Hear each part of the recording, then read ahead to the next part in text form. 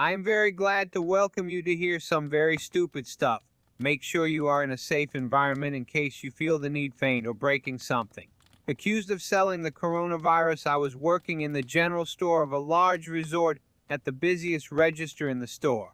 Needless to say, the line got long, and I was moving rather quickly to help the guests waiting at my register.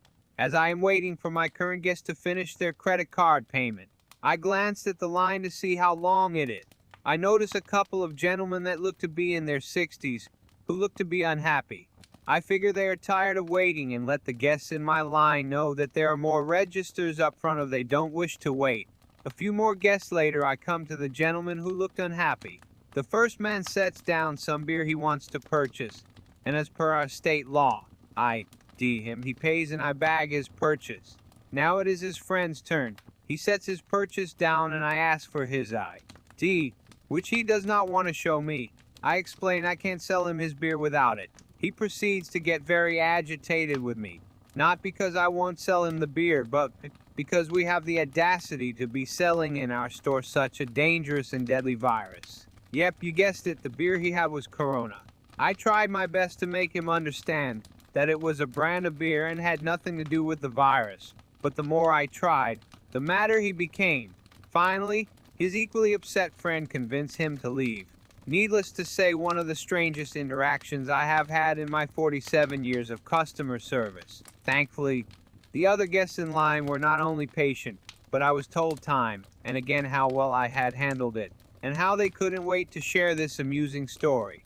Bro, this level of stupidness is legit a worse disease than Corona. That guy just needs to restart all his education, which probably would take a couple months at max.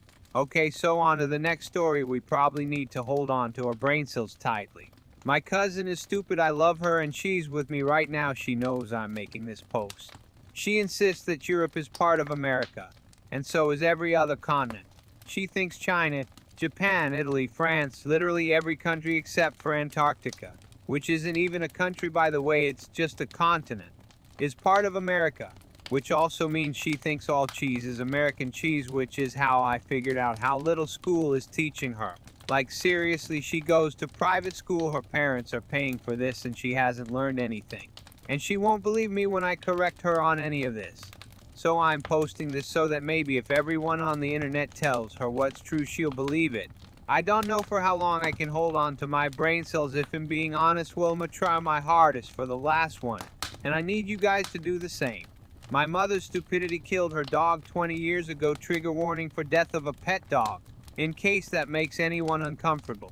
So I usually call my mom on my way home from work, both as something to do but also as a safety precaution, as I usually don't get out until 7 or 8 and it's still dark outside at that time, which is slightly scary to walk home in as a young person who looks feminine and has to walk along dark back row to get home. But anyway, the other week I was on the phone to her as I was walking home from work, and we got to talking about the dog she and my dad had when I was a baby, Daisy. My mom loved Daisy. She was more her dog than my dad's, and she described her as looking like a fox.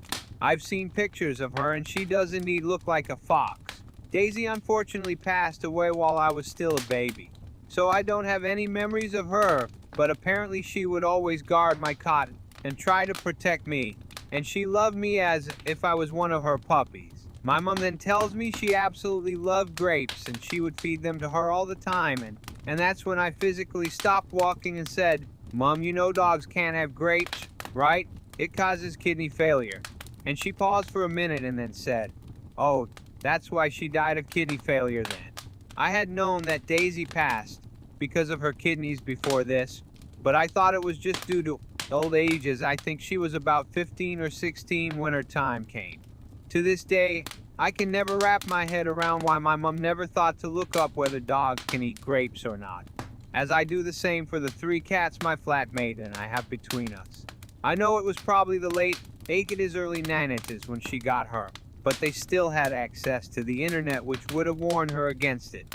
I know it was a long time ago, but still, please actually research what you're feeding your pets and make sure it's something they can actually eat without getting serious medical issues from it. Now mad at all the brain cells I have lost and the poor loss of the dog man. I'm sorry for all my pet lovers that you needed to hear that, but sometimes you need to know about the level of stupidness around our wonderful globe.